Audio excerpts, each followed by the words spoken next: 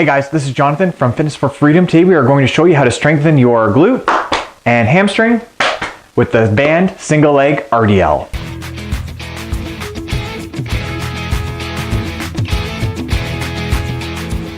The glute and hamstring muscle are often underdeveloped in a lot of people, and doing the band single leg RDL is a great way to strengthen those muscles. Okay, so to do the exercise properly, you're going to grab a band, okay, just like this, preferably when it's at a resistance where when you're standing on one foot, it's a little bit hard for you to keep your balance, okay? But not impossible for you to keep your balance.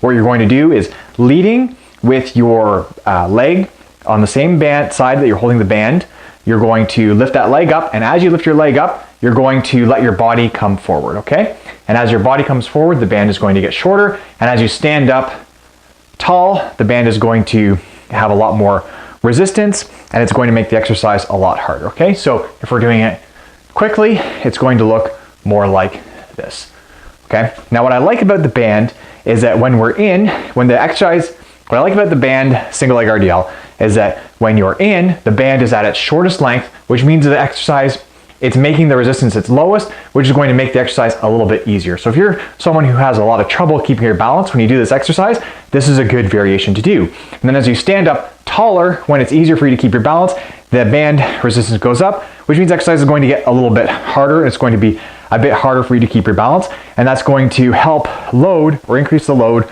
on the glute when you're in this upper position, okay?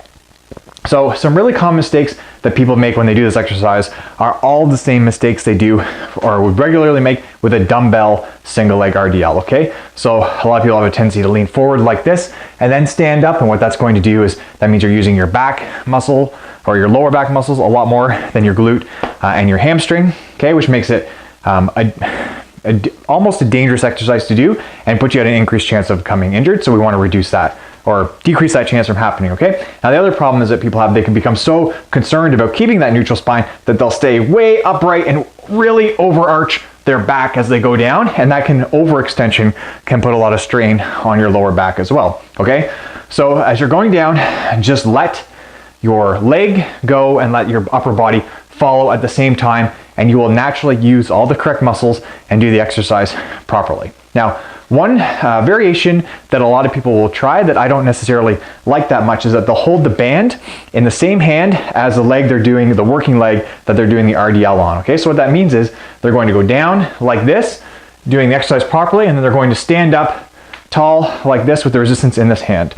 What that does is it keeps, as you can see here actually as I do it, is that for a lot of people that means they're going to keep their pelvis wide open, okay? And when you keep your pelvis wide open, you're not using your glute and your hamstring as much, especially your glute as much, to stabilize your hip, okay? So by holding the band or the resistance in the opposing hand, what that does is it forces you to keep your hips just a little bit more square as you go down, which means you're really going to load that glute med and glute max and glute min a lot more than you would otherwise. So that's why we recommend you do it holding the resistance in the opposing hand when you do the exercise.